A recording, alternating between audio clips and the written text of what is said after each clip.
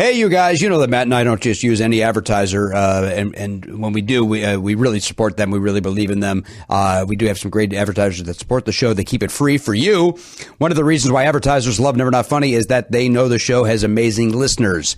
But once a year, we're going to run a listener survey. We've been doing this. We're in the process of this to help demonstrate this to advertisers. Right now, we have an all-new survey that I'd like you to take to help us learn more about our audience. Go to podsurvey.com/nevernotfunny. I repeat that, Matt. podsurvey.com/nevernotfunny. Survey is going to take about 5 minutes.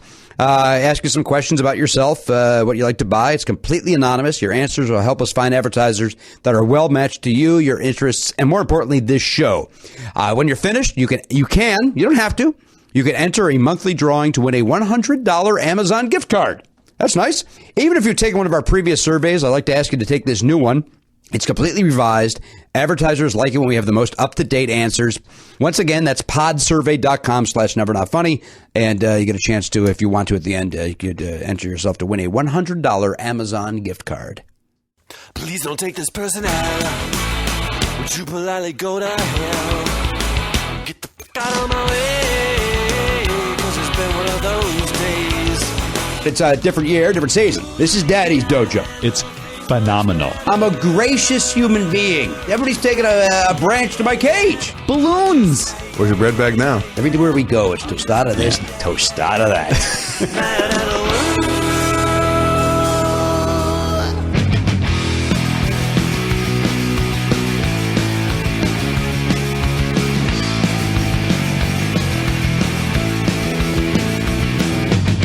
Live on tape. It's the fastest hour in podcasting. This is Never Not Funny. Now, here's your host, Jimmy Pardo. Hello, indeed. Yes, welcome into Never Not Funny episode. Boy, I did not get this information. I'm going to do what I call a guess. Goes. Season 16, episode 19? Boom. Hardcastle. 19. Right between the eyes. Is that your, That's my Kevin Harlan. Is that his name? I don't know who that is. He was the guy for the Minnesota Timberwolves and was very successful and ended up getting like the national. He does TNT. Good for him.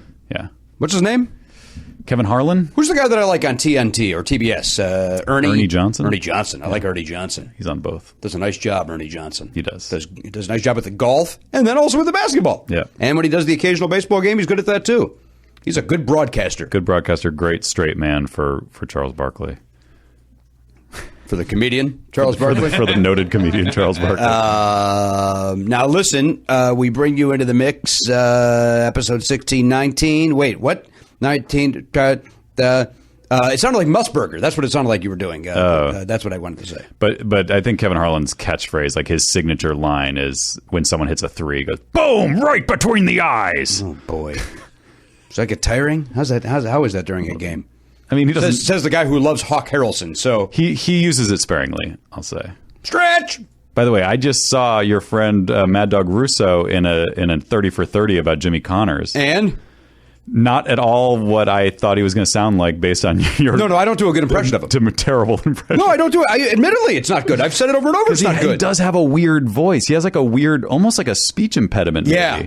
Maybe. Or he's just from Queens. I can't really figure out. Like he's got a weird New York / speech impediment. No, I don't. Danielle brought it up too. It's like I think if you go back through history, I'm not doing a good impression of him. But it also is one of those things where it's like if he's calling a game, he has a totally different voice and inflection than just him sitting there talking about Jimmy Connors. I've never seen him call a game. I just he's a talk radio guy. Oh, well, then scratch it. I was trying to give you some... But he yells at everybody. Right. Everything's a yell. Everything's okay. Well, this was a more laid-back, documentary interview. This was more of a lazy dog? He was a sleeping dog, and I let him lie. As you should. As you should. By the way, that's great, though. If you have any interest in tennis, it's called... This Is What They Want or something. It's about the 91 U.S. Open where Connors was like 39 and he made this insane run. It was great. It's really good.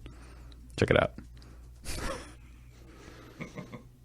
I have not seen a 30-30 that I didn't like. Yeah, they've all been good. I could say that. They've all done a nice job. Some of it's because it's 30 different directors, right? I never knew what any of that meant. I thought it was. Did it originally come from? It was that started because of the 30th anniversary of ESPN. I thought that was the premise, is that they were making 30 films to celebrate the 30th anniversary. Look it up, Garen.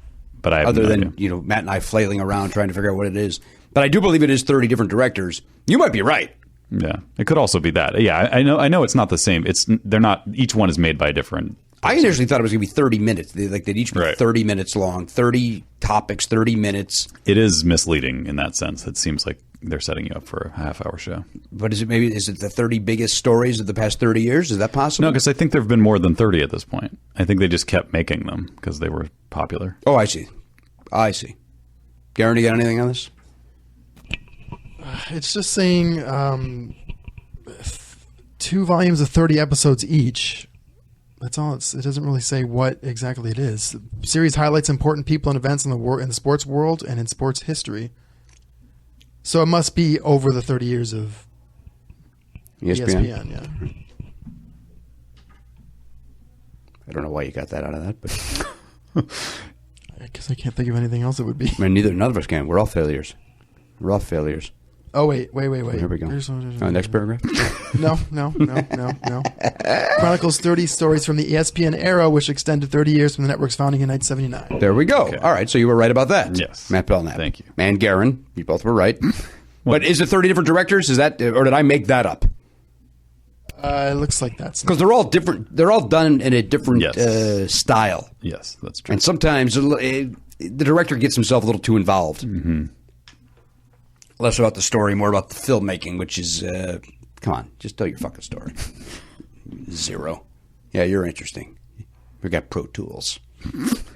That's an audio thing. Pro Tools. Yeah. Yeah. Although they do, there is audio involved in making it. Not the one I watched. I watched the one about the mime. Oh, wow. Yeah.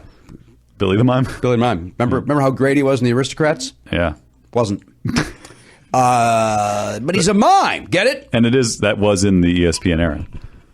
Past 30 years. Yeah. Certainly. The Aristocrats, of course, started back in vaudeville, and comedians have been saying it backstage for years. Yep. Welcome into the program. A couple of things to talk about. A lot of stuff happening in the news. I just did a shrug for you people that are just listening about it. So did you see Jurassic World over the weekend, Matt? Nope. Elliot?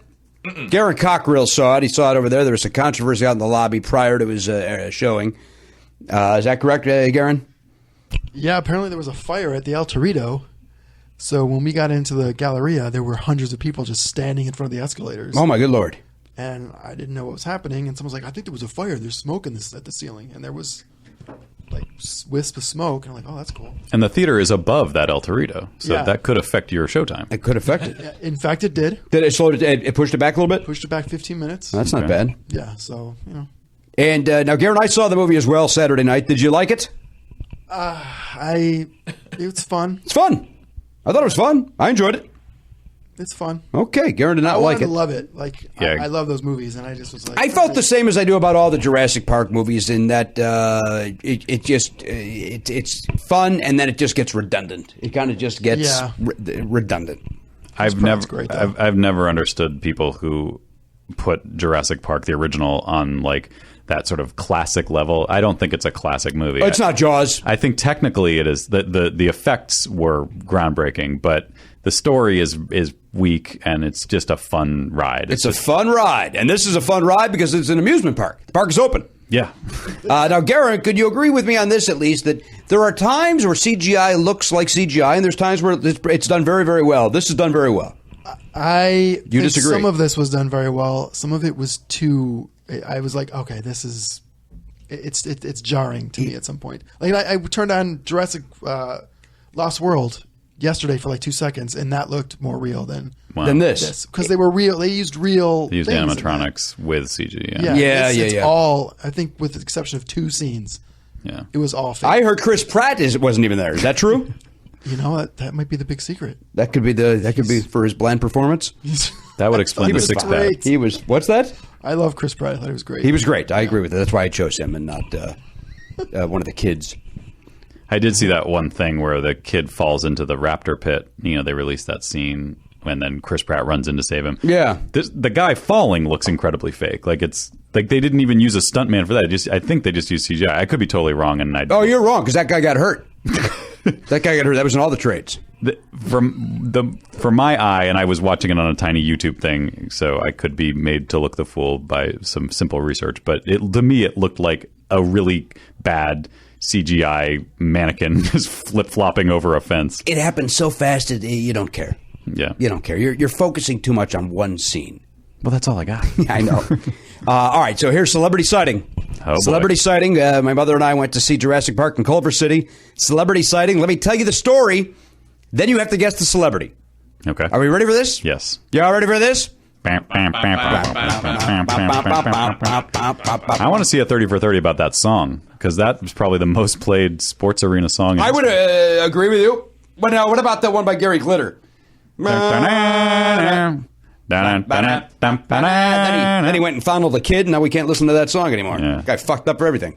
It does seem like, I mean, I know you're kidding, but it does seem like they stopped. I think they stopped using it. But that was known for a while, and then I think eventually it trickled down to the sports world. Like, we shouldn't use this. Probably not cool. We should not be paying royalties. Sandusky! Is that what brought it to their attention? Probably. We probably should take this seriously, this trial on the station, as we joke about it on a comedy podcast. Of course, it's not funny. Took my mother to see Jurassic World Saturday night, Culver City, ArcLight, 7 p.m. showing. Mm-hmm. Row M, seats 1A, 2A. Seats 1A should not be for sale. Seat 1A, basically your seat is above the tunnel coming in, so there is a wall. So the bottom of the far right is blocked of the screen. They should not sell that seat. Okay. That's the seat that I had. Thank God there was not, that I was there, not my mother. So that way, I took the heat on that. So, in fact, I even went out in the lobby and I said, "Is there any way to?" No, sir. It's a Saturday night. Of course, I knew the answer to this. It's sold out. It's Saturday night, Jurassic Park. The thing made. I heard it made over $5 million for the weekend. It's a very impressive take. So we then come back and then next to us were about 7 empty seats. And the theater was jammed, with the exception of these 7 empty seats. And my mom said, "Well, if they don't come, we'll move her." I go, "Well, there's no doubt they're coming." And of course, as soon as we finished that sentence, gentleman and his family, 3 or 4 kids, a wife, might be another person, and this guy sat next to my mom. And then one person in this group is kind of not sitting down. They're kind of just, and the trailers are starting, and the guys. And then so the guy turns to my mom and said, I think we had a little problem here with the tickets. I think, there's a mix-up in some seats here. Could not have been nicer. Mm-hmm. Could not have been nicer. And I said, "No, these are ours, M1 and M2. And he goes, "Well, no, I got M2. And it's like, oh, fuck. So we both were given the same seat. Wow. I've never which is, in 2015, in an electronic world. That's crazy. How is that even possible? I don't know. Right? So we're looking at it, and we go, "Yeah, geez." And I said, "Well, I'll go outside." He goes, "No." He goes, he goes, "No, you guys stay here. Obviously it's our fault. I don't know why he took the responsibility." Right. And I said, "Well, let's both go." And it's dark, mm-hmm. And so we walk out, and then I said, "Yeah, this." I go, "Boy, that's great." And we're just talking about it, and I go, "Hey, you're blank." I say to him, I'm not going to tell you who it is yet. Because I want to tell the story. So then the guy comes over and we deal with the bullshit. The one guy that we spoke to did not understand really what was happening. So at one point he came back. His solution was, "Okay, we've moved you, sir, and then one of your seats. So here's your new seats." So basically all he did in the first time was he moved me out of M1 and put one of these guys' people in M1. So it's like, yeah, now you have no seat. Now I have no seat, and my mom is sitting in the middle of this family. Like, that was the guy's solution. And then this guy and I look at each other. Well, that's not going to happen. Yeah. And he goes, "No, you can't." I said, I go, "Okay." So the guy goes, "Oh, okay." I don't even know why that was considered a solution. Mm-hmm. So then he came back and he said, "Okay, sir," to me. He goes, "Here's what," he goes, and again, this whole time, I'm chit-chatting with this guy, which I'm not going to get into the details on that because that's going to give it away. Mm-hmm. I'm chit-chatting with this guy. Could not have been a nicer guy. And we're talking about show business. We're talking about him and his career. We're talking about me and my career. We're having a nice conversation. the guy comes over and says, okay, here's the solution, sir, to me. We're going to move you guys to the front row, but I'm going to give you a refund and passes to come and see it again. And this gentleman jumps in and goes, no way. He goes, that guy brought his mom. He brought his mom to see the movie. You're not going to make his mom sit in the front row. I'll have my son sit on my lap. And I go, no, you don't have to do that. Let's solve this. And the guy goes, it's front row or, and I said, and this guy goes, dude, I'm serious. He goes, he's going to end up on my lap anyway. I'll just have my son sit on my lap. Let's just go back to our seats. How old was his son? 5. Okay. He goes, look, I don't want my son on my seat for sitting with me for 2 hours. That's a long time to have somebody on your lap. Yeah. And he goes, come on, let's just go back in there. And again, could not have been nicer about it. He goes, you and your mom have a nice night. You brought your mom, could not, we're chit chatting. We get back in there. I'm enjoying the movie. I enjoyed the movie, but I couldn't stop thinking about these. Has a kid on his lap for this entire time. But it didn't seem to be a problem when the movie was over. The little boy goes, that was awesome. And I said, did you like it? He goes, yeah. And I said, and how old are you? And he said, I'm 5. I said, now my little boy is 7. You think he'll like it? He'll love it. So we got the review from this kid. Mm-hmm. He's not as jaded as Garen. He seemed to enjoy it. He's not, granted he wasn't, dying from smoke inhalation like Garen was because of the fire at the El Torito. Right. Nobody burned a burrito where we were. Everything was fine. So now, time to play. Who was this terrific, wonderfully friendly, accommodating celebrity? Oh, God. Here we go. That's all I've been thinking about. I barely heard anything you said because all I'm thinking about, who is this guy? Who is it? Who is it? Do you want any hints? Yes. Handsome. Okay. Movie star, movie actor, TV actor. TV star. TV star. TV star. Everybody knows him. I mean, we would all know him. And there's no doubt everybody in this room knows him. Mm-hmm. I would say, he's been on television minimum the last 10 years. You've seen him on TV for the last 10 years. Okay. Different shows. Now, I don't know, if anybody would know, if everybody would know his name, but you certainly know him. I knew his name because I immediately said, hey, and he was cool about that. Network. He's been yes, network. I used the word star, didn't I? Oh, boy. Actor. Handsome actor. He's got a 5-year-old son. Got a minimum 5-year-old son. Might have other children. I think he has 3 kids total. Okay.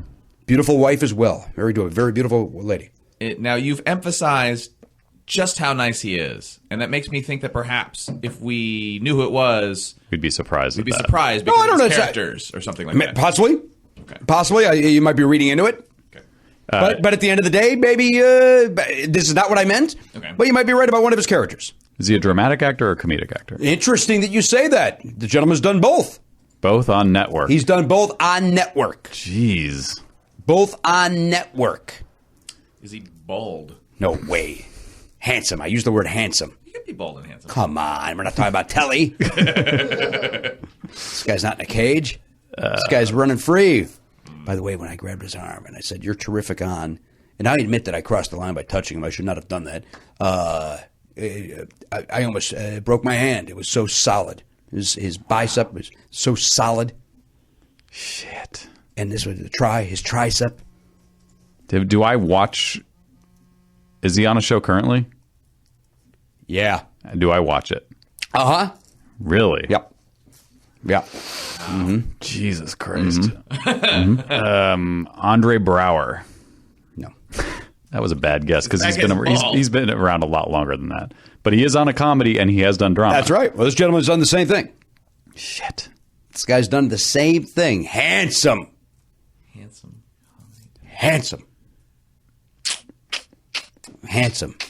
I hate to give another clue. But I have to. I think for the people at home to make this at all entertaining. I'm mad at Garen's not piping up at all. I feel like we gotta at least make guesses.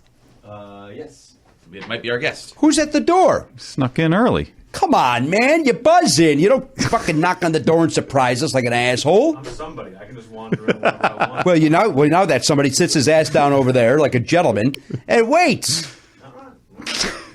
Speaking of handsome, Anthony Jeselnik just walked in with what can only be described as high and tight haircut. Looks great. Looks better than I've ever seen him, and I've seen him look good in the past. Yeah. I've seen him look good in the past. Looks better than those days.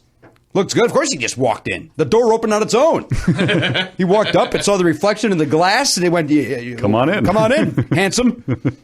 We don't care if you're a murderer. We don't care if you're Ted Bundy. Make your move in here. There are some women here. If you want to murder anybody, Anthony, feel free to do so. Right? You want to look at those? His sideburns are better than mine. Those are nice. Those are good-looking burns. Those are red burns. All right. Anthony, we're in the middle of trying to guess a celebrity that Jimmy met at a movie theater on Saturday night. We play a game on this show called Celebrity Sighting. You haven't heard any of the clues, but do you want to just take a guess at a TV star he might have seen? TV star that's done both drama and comedy. He's been on the air for the last 10 years. You saw him at the ArcLight. So I'm at the ArcLight in Culver City. Oh, ArcLight Culver City. That's a big...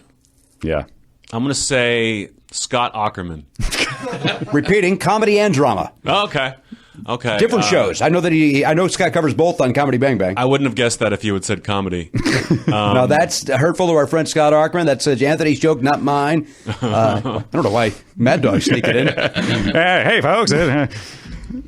I'm going to go. All right, see you, Anthony. Anthony Jeselnik, everybody. The door closes on his way out.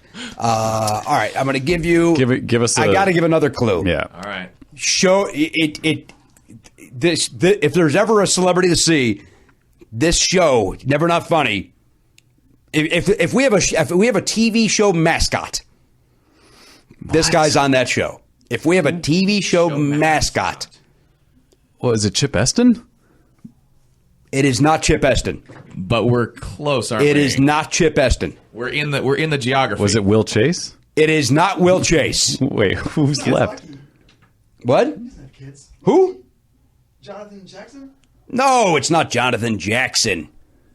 Who the hell else is on that? Although I think he has 3 kids, so that would be I think he does, yeah. I think that was not a bad guess. Handsome, has done comedy, Yeah. is currently doing drama. Who plays the crazy manager dude What? in Nashville? The one It can't be. He said handsome. that's a good-looking guy. Who are we talking about? The guy on the manager on Nashville. Bucky. Not Bucky. No. No, the guy with the American Idol girl. Oh, Jesus Christ. That guy? Oliver Hudson. I don't know his name. Oliver I wouldn't Hudson. know his name either, but Could not. The fact. I mean, you heard the story. Yes. Sounds like a nice guy. What a nice human being. sure. A nice guy. So did you admit to him that you are... I'm going to tell you a couple of things. I said when I grabbed his bicep, I told him after I bandaged my fingers back up from hitting granite. I said to him that I said, "Boy, you're terrific on Nashville," and he said, "Oh, geez, thank you so much." He was very flattered. We then chit chatted. He asked me about me, which people don't ever do in this fucking town. Mm-hmm. Told him I work over at the Conan O'Brien program. We talked about that. We talked about television, and then I said. We talked about his career that I, quite frankly, I don't think I can publicly talk about at this moment. But I'll give you a little behind the scenes when we're done. Okay. He's on a new TV show called Scream Queens. He's going to be on there, in addition to his work over there at the Nashville. And he says, I told him that we went to see the concert. I said, my wife and I and another couple, we went to see the Nashville concert. Unironically. And he's like, really? And he goes, was it good? I go, the songs are good. The songs are good. And so we chit-chatted. Could not have been more friendly, more polite. Nice. Gentleman. That's amazing. Oliver Hudson. Nice. That's in Nashville. That's a show-related celebrity sighting. It's crazy. And I still am not going to remember his name after this entire conversation. Who's his sister? Kate Hudson. Who's his mother? Is that true? Goldie Hawn. I did not know that. You don't know any of this about Oliver Hudson? No. I did not know. Oh, the guy's fucking, he's Hollywood royalty, this kid. Well, now I know Bill that. Hudson's his father of the Hudson brothers. Is he related to Ernie Hudson, too? Don't talk like an asshole. Could have been adopted. That is the dumbest. It's insulting in front of Anthony. I think you're being racist. I just told you his father was. But his brother. Oh, yeah. Oh, Okay. yes. That's what I'm asking. From Ghostbusters? Yes. Yes. Okay. Yeah, that's his brother. and technically he's black, so he has a brother, right? Oh, I didn't mean actual brother. I just No, hey brother. yeah. The way that you say to your blacks. Sir, if people are offended by that, fuck off. If people are offended by that, this is not the guest you want to be listening to for the next 90 this guy is offensive. It's got a show named after that. Anthony Jeselnik. Anthony, I told this story before. I'm going to tell it very briefly. Was on when I was doing the auction at the Amoeba Records. Anthony walked in, stood and watched for a little while with a smile on his face, made me feel good about myself while I was getting little to no reaction from everybody else there. While I was, Anthony, would you say, being very funny? You were hilarious. It was a great way to watch you. You know what I mean? The audience, they were like there for an auction, not like a comedy show. So I got to enjoy it all the more. But then I remember getting there and being like, I'm glad I came here. I wanted to support you. I was laughing, legitimately laughing and enjoying it. And then I thought, oh my God, how do I get out of this? Because you can't just I backed away. So if you looked at me, we could still make eye contact. But I was like, Jimmy, this is great. I love you. But I just came here to shop. Yeah. And I can't watch an hour of this. You know what? And I get it. The fact that you stood as long as you did was flattering. I appreciated the support because it was obvious I needed it. As again, I thought I was being very funny. Very funny. You were supportive. Your friend was supportive. There's always these two fans that come whenever I do that auction. They laugh at everything I say. There's two auction regulars that laugh, but everybody else, you are bothering them. It's a thankless job. It is. No matter how great you're doing, people are still just like, I just want to look at this used vinyl. That's it. Yeah. And I did not break my record. I think I still hold the record for most money raised at an Amoeba auction, but I did not come close on this one. This one was it was one of those where it was like when it was over, it's like, all right, okay, man, good job. Well, we raised some money, didn't we? Whereas like in the past, where it's like I'm on shoulders, they're bringing me around, we're running up, looking at DVDs together, back down. This one was all right, man. Well, listen, your buddy backed his way out. Why don't you find see if he's still around? Shuffling me off like I'm an old man that overstayed his welcome. All right, let's take a break. Anthony Jeselnik is here. He's taking time away. We're allowed to talk about what your new project is, right? Yeah. On NBC? Yeah, I keep. It's so funny. I keep forgetting. People are like, when's your show coming out? I'm like, what? I don't have a. Oh yeah, that thing. Yeah, we can talk about that. This gentleman is the host, the new host of Last Comic Standing over there at the National Broadcast Company. I think it's a terrific choice. I think you're going to be dynamite on there. I'm excited to see who makes it, who doesn't make it. Probably not that excited about that part of it. I'll tell you flat out who wins. Oh, you already know. Oh, yeah. Oh, it's done. Oh, it's over? Oh, it's over. So America doesn't get to vote. No. Then what's my incentive? It's the new incentive. We can talk about this more, but it's like now you're watching three comedy legends narrow down a pool of talent from 100 comics down to ultimately 5, and then they choose one. And it's kind of like the audience there, like their reaction kind of helps sway the judges. But you're watching like a talent show, kind of. No Americans in voting. America does not vote. But America has traditionally gotten it wrong. Oh yeah, almost every time that like you want to get rid of that. Have they gotten it wrong? I don't want to insult anybody. Every time. Oh, yeah. I think they have, right? But like so is like American Idol. Anytime America gets to vote, whether it's, for a singer, a comedian, or a president, they're going to fuck it up. They are. They're going to blow it. Although I think we made a good choice with this last presidency. I support our president, Barack Obama. Never heard of him. That seems... Okay. I think America got it right with Kelly Clarkson. I think that was a good choice. Carrie Underwood, they got right.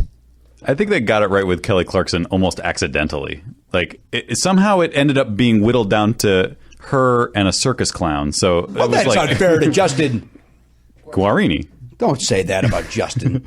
But that, like, if she had real competition, she probably there were other good talent on there that year. Who else? I don't remember anybody. But she was terrific. Yeah. Carrie Underwood's terrific. That Ruben Studdard should have come in second place to Clay Aiken. You know how I feel about that. There's some other Fantasia, hit and miss. But this Last Comic Standing, right? John Reap, maybe the only decent one that won. Who won the first one? Dat Fan. That fan still tearing it up. Then who won the second season? Now they quizzed you on this in the audition, did they not? When They want to forget that it ever now it's Wanda Sykes has taken over. She did last season and this season, and they want to erase that history. If I ever made a reference while I was hosting to any of the old seasons, they were take that out. is that right? Yeah. Even last season. No, last season is canon. Everything else is has been washed away. Who won last year? Last year, a guy named Rodman. Who's a good comic. Won. Yeah. Funny guy. Good for him. Good for Rodman. Yeah, he's a journeyman. When a journeyman takes it, it's okay, this is gonna be good. That show has certainly helped careers, but you've got to hit it at the right time. That thing, that changed Doug Benson's life. Yes, but it was did. because he was so well prepared by the time he got it that he was just perfect for a show like that. So some people it does great things. Some people you're forgotten immediately. But the important thing is who is the host. JB Smoove. And now some guy. Yeah. Now Anthony Jeselnik is the new host. Prior to that, it was Jay Moore. Prior to that, nope. After that, it was. It started with Jay Moore. Then it moved on to. Did Tommy Davidson do it at some point? I feel like Anthony Clark. Anthony Clark did the season. And then, right. Oh my God, what's his name? It wasn't Tommy Davidson. Bill Bellamy. Bill Bellamy did it. Craig Robinson did one. Oh, yes, he did. Yeah. Yes, he did. Okay, well, they've made some choices with hosts that I think they've corrected this season. Yeah. It was all building to this. Did Alonzo Bowden win the second one? Bowden? Bowden won.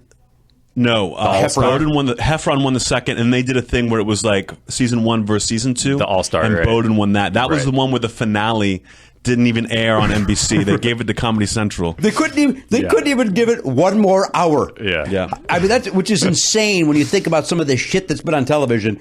Nah. Yeah, this is not worth it. Can't even show it. Not even one. We can't even devote 1 hour They couldn't even bury it on a Saturday night when nobody watches TV. It's the only reality show where you're the finale will be the least watched episode.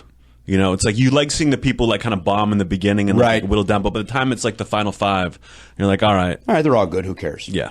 Right? All right, listen, let's take a break. I want to talk more about this with Anthony Jeselnik. He seems like a good guy. He's not Oliver Hudson friendly, but he seems okay. Right? He's not going to let a kid sit on his lap. Wait, who's Oliver Hudson? Oh, you idiot. Look at that, right? Look at how I stretch. Look at how I stretch. It's not that impressive. Oh. Did you just come from a CrossFit? What's going on? You're dressed for comfort and function. You are. Did you run here? I'm going to tell you something, Anthony. I appreciate your input. I hurt my neck over the weekend, or I hurt my neck a week ago here. Yeah, then you were wearing that at the time, and you haven't been able to take it off. We'll be back. Hey, everybody, I've got that butterfly thing in my eye. Here's the deal. Mike Henry, a guest of our show, friend of the show, had me on his podcast. Mike Henry Does It Again, where we talk a lot about my days in Rainbow Bridge, and we also mangle a Chicago song. The premise of his show is that you tell a story and then you sing a song based on that story, and we do a Chicago song, and I'm not good. So go and listen to me mangle a good song. The name of the podcast is Mike Henry Does It Again. A lot of Rainbow Bridge talk. Check it out. Hey, everybody. Welcome back to the program, episode 1619, the Hart Castle. What am I, some dock worker in the south side of Chicago? Where are the docks at? There aren't any. That's where the stockyards are. Okay. Stockyard Channing, you ever see her in Greece? She's terrific. No. She's from the south side. No. None of that's true. I've got that little flutter in we've all had that, right? Where you get a little flutter in your eyelid. Your eyelid does a little. Yeah. Never. I can't. You've never had that? Never. Not once. Come on, man. I don't know. Maybe in a couple of years. You've really never in your life. You don't know what. I know. Don't fuck with me. Don't play games with me today. I'm on edge today. I had a situation. I almost got in a fist fight with Oliver Hudson. We know the one thing we didn't talk about with that is, did you invite him to come on this podcast? I'm going to tell you something. I felt that it would be inappropriate. I felt it would be in that setting. Like we had a nice time. He was very gracious to my. Let me close up that story. I then did not take the free passes even though it was offered to me. Right. The guy said, and he even came up to me and he said, "Don't forget to see me after the movie." I was not inconvenienced at that point. At that point, my mom and I have the 2 seats. No, Oliver Hudson should get Hudson should get something, but I think his gazillions are going to be fine. He doesn't need the free tickets. He's going to be fine. But I did not ask him because I thought it would be like, it seemed cheeseball-y. All right. Right? We're both a couple of professionals there enjoying a movie with our family. I'm not going to ruin it. I'm just asking because I know the fans will ask that. A couple of peers, you know what I mean? A couple of Yeah, guys from of course, television of course. seeing a movie with their family. I got to muck it up by asking them to do a podcast. You know what I mean? A couple of guys out on a Saturday night with their families. Right? We're both from TV. Yep. One of us is a huge star. It's a And then there's Oliver Hudson. Well, you don't think the guy was the star of... no one in this room other than you knew his name. It sickens me that you don't know his name. Well, he was that show with Putty. He was on that for 7 years. The Rules of Engagement? Oh, I didn't know that. I never watched that. That's him, baby. Okay. He's Goldie Hawn's son. Right. That probably is still his greatest claim to fame. Bullshit. Nashville. You sicken me. Everybody in this room sickens me. Their lack of love for I Oliver. watched Nashville and I didn't know him. You know, he's a great character. Yes. Good actor. Yeah. Handsome. Arms of steel. It's like he just got done doing push-ups right before he shook my hand. That's how strong this son of a bitch was. You understand me? Yes. The fact that you don't know his name is an insult to this business.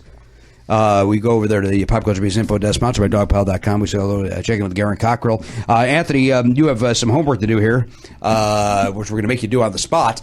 Garen is watching a movie a day in 2015. His most recent movie, he saw Jurassic World on Saturday. What did you see yesterday? Avalon. You saw Avalon, based on our last guest recommendation. Does it hold up? Is it a great movie? Garen did not care for Avalon. It's not. It's slow. Who was that? That was J. Keith Van Straten. J. Keith's favorite movie of all time. I've never heard of it. Avalon, the Barry Levinson Barry film. Levinson. To be fair to Keith, help. he wasn't sure whether it held up. Yeah, we all remember that. Elliot, go back to sleep. We do, but the free listener doesn't. Go. You know what? You're right about that. I apologize. Wow. You were That's a mid. good save. Yeah. That was a good save. That was like. That was, here he goes. Yeah. Pardo, he's about to take him down. The axe was coming down and suddenly ting, like, Yeah. blocked it with Somebody a, threw a brick right in the way so that the neck did not get slit the way that I dream it does every fucking time I go to bed. I lay my pillow on that bed and I just dream of a guillotine slicing your neck off. Thanks Just for your thinking neck. of me. 2 blades. It goes in nicely, and then your body collapses to his shoulders. I just want your neck sliced off. So you saw Avalon. You've not seen anything today, correct? Not today. Let's check in with television host Anthony Jeselnik, see if he's got a recommendation for you. Anthony, do you have a movie recommendation for Garen Cockrell? It could be anything. Oh my God, that's a lot of pressure. I mean, I just saw Jurassic World, so I can't recommend that to you. You just saw that. Have you seen the movie Comedian, the Jerry Seinfeld documentary?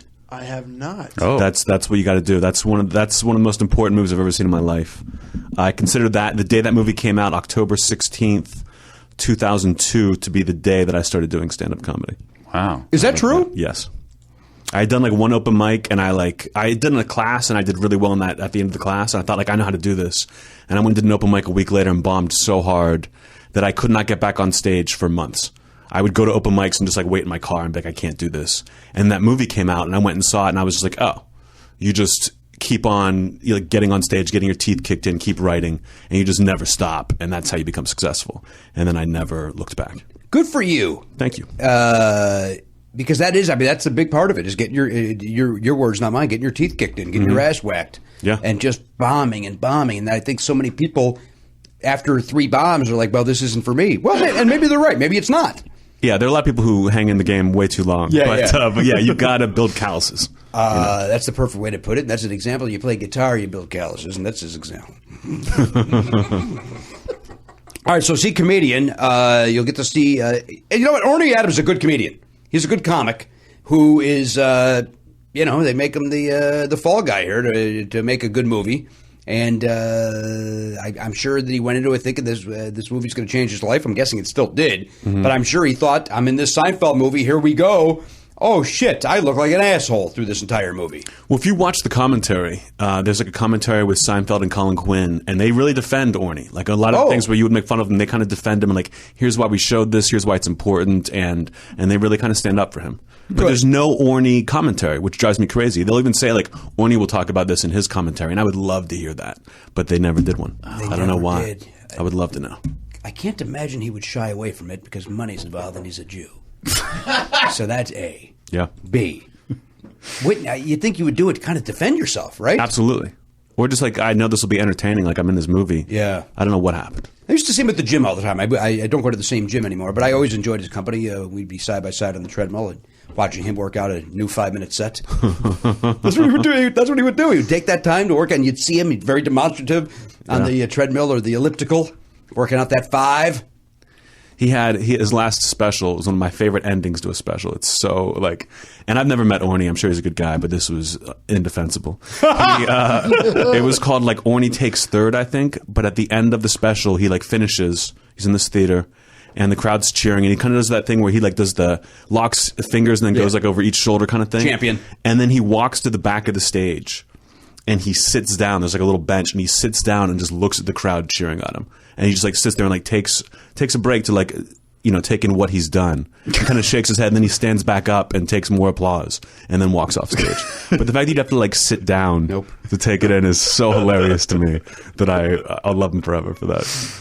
I now want to see him, and I have not seen the special, but make no mistake, I will mock him for that. It is great. Now, you want to take this in? You want to sit down, Orny? Want to sit down and take all this in? People seem to be enjoying it. That's like the comedy equivalent of when you get married, people say like, "Hey, during the reception, just you and your bride take a little walk, just soak it all in, just soak it." Like he like heard that advice. He's like, "I'm going to do that with my special because that's how big this is. That's how important to this." It's even something you might want to do, but you would have to turn the cameras off. Why are you showing it? Let's edit this out. Let's edit it out. That's right. Do it, but don't let America see it. Yeah. By the way, when everybody that says that to you about your wedding, do you not want to, put a gun in their eyeball? I don't know. It's not the worst advice in the world. Yeah, but it's always given in that it like that's it. That condescending, like I've done it all. I've been there. Let me tell you. Take it in. I mean, it goes by so fast. Just take a second. Just look around and just enjoy everybody's company. Just take it in. It's your day. It's your day. Fuck off. Yeah. I know how to live life. Yes. I've done other things in my life. I've if you can't enjoy that day where it's all about you and everybody's telling you how much they love you, you've got bigger problems than that piece of advice is going to solve. Yeah. Like you're never. Oh, that's how you live life and be happy with your existence. Oh, okay. Well, then I'll do that on this one day. Right. It's very Facebook. It's like a Facebook post of somebody in Nebraska too. You know, like that's something that somebody would tell. You know, you got engaged. Do yourself a favor. Just really enjoy the process. Your aunt tell you. All right. So wait, are you going to Memphis? Do yourself a favor. Try the ribs. Oh, you're back on the ribs? You know what? You got to go to Graceland. Yeah. What do you do there? Oh, yo, in Memphis. Yeah. Yes, I'm building on. I see what you're saying. I thought there was something in Graceland you should be doing. You got to go down to the basement. Well, you put your diamond on the soles of your shoes. Oh, well, sure. Then you sing some Paul Simon. Go walk with your feet 10 feet off of Beale. All right, that's my buddy Mark Cohen. He's got a bullet in his head. You know that, right? I do not. Got shot in the head. They couldn't take it out. I think the bullet's still lodged in there. Really? Garen, you may need to look that part up. I think the bullet's still in his head because I think it's one of those deals where if they take it out, he'll die. He dies. It's like when you're on a train track and the train cuts you in half. They move the train, you're dead. So they call all your friends and family to come and say goodbye to you. Then they move that train. They watch you die in front of them. Has that ever really happened? Yeah. I don't know. I said yeah, like I'm the expert on this. I don't have a clue. Yeah, of course it does. You also said it like it happens a lot. Like how many times do you think that's the protocol? They have like a manual that says, by the way, if you ever find a half of a body on a train track, well, not heavy. You're still connected. A bisected body. Yeah. I have heard that, like buses, trolley. I think it's a trolley thing more than a train thing. Trolley more than train? Because trolleys don't go as fast. If you get hit by a train, like it's game over. If you get hit by a trolley, you're locked under that thing. They can't move it. But that is a thing. Mm-hmm. I saw it on an episode, and I've seen exactly one episode of ER, and this was the episode that it was. Oh, I remember that one. Yeah, with our buddy George Clooney. Mm-hmm. He was not the one who was crushed. No. My God, you don't want to muck up that face. You don't want to take anything away from how good looking that son of a bitch is. Garen, I'm just having a tough time here. You've never seen Comedian. You're going to watch it now. Is it available? I have to order it. All right, order that, and then get back to us. I think you're going to enjoy it. It's a great movie. I wanted to see it. Yeah. I saw it in the Motion Picture House. Sunset, Lemley Sunset. Yeah, that's what I saw it. I saw it a bunch of times, and every time there was like another comic that I recognized, right in the movie theater, like talking shit on Seinfeld as you like left. You know what I mean? Everyone's like, "Oh, really, Jerry? You got to do like it was." It was like comedy school. Those elevators, I loved it. The fact that you bring up Jerry Seinfeld today, this guy's getting a lot of heat for stating, quite frankly, what I think is the obvious comedically, that college crowds, and by the way, I've said this before. When I say this, it's not yes, there's some hip college kids, but for the most part, a college comedy show blows. The worst. It sucks because you're too fucking sensitive and you're scared to laugh at anything. And Jerry Seinfeld, apparently he's being told he's out of touch. He's an old man. He's speaking the truth. Yeah. Nobody likes Anthony Jeselnik, your thought. Colleges are awful. It's just it's a payday. But once you can get to the point where you can kind of do casinos, like I haven't done a college in a while, but I do like more casinos have kind of filled that void for me. But those college shows, they're walking in for free, and it's like this group mentality. They don't really know who you are, and anything that they think like could be upsetting, they will they will Right. boo you, they will weird out. Like I've been to schools where they'll be like they get really scared when I show up. And one of my favorites was I go into this one school and they go like, we had a big problem with the guy who came in 6 months ago, like a big problem. So please don't do any crowd work. And I was like, I'm doing crowd work. Like I've got my hour. Like I'm doing crowd work. I'm going to say whatever I want. And I kind of roast people a little bit, but I'm going to do my thing. I'm like, who came in here? Like what happened? Tell me the story. And I'll never forget this. They go, do you know who Nick Thune is? And I just started laughing so hard. Like, Nick Thune's the nicest guy in the world. What could he have possibly have done? And there was a thing where this kid, like halfway through the show, this kid walks in wearing sunglasses, like a trench coat, and holding a bow staff. And walks in and sits in the front row. That's a Columbine joke, right? I mean, it's... Oh, yeah. I mean, if Columbine had used bow staffs, yeah. I mean, it's close where Nick is like, what is going on? Yeah. And he starts talking to the guy like, what are you doing? Nick thinks he's making fun of him. And he keeps on going, and the kid's kind of nervous and can't really answer. And the whole school is on this kid's side. Apparently, this kid walks around like that all the time. Everyone kind of defends him and loves him. So Nick can't like leave the guy alone, and they're freaking out. And Nick's like... Could someone have told me that a kid with a bow staff might show up and sit in the front row of my show and not laugh at anything? Like Nick thought they were messing with him. Yeah, and I they would said have it just thought got that. super awkward. But I love that like Nick Thune ruined comedy in college. Yeah. Yeah, I was thinking about you in this regard because they of course then they have to trot out everybody's got to do their article on this of what does Patton Oswalt say? What does Chris Rock say about college crowds? And you know what? They all basically say the same thing, reworded. But somebody go, Jerry's wrong, but Chris Rock is right. They said the same fucking thing. Mm-hmm. You're too sensitive. Well, wasn't Jerry just saying, like, Jerry doesn't do colleges. I think he was just saying what Chris Rock told him. He was like, my friends tell me that they're terrible. Because Jerry got heat for that one joke, which is it's not even that where he said you look like a gay French king by swiping on your phone, and he got heat. Oh, okay. People telling him that's insensitive in 2015. Okay. Fuck off. Yeah. It's comedy, you assholes. And I guess it was a young person that said that to him. Like, hey, we're more sensitive to the gay community. But who's upset by that? Like it's insane, just a buzzword. And people love going after comics. They just love it because I think it just gets clicks. If you write it on Gawker, you're like, oh, comedian gets in trouble. Like people want to know and they want to yell about it. They want to get upset. I think you're right. They feel like it's finally their chance to take the power back. Because like if you're in a crowd, you have no power. The comic can just rip you apart. No, but you have the power to stare, boo and stare. I know, but from their perspective, they're like, that guy made me look like an idiot. But no, online now I can finally say my piece where I can sit behind a keyboard and really formulate it.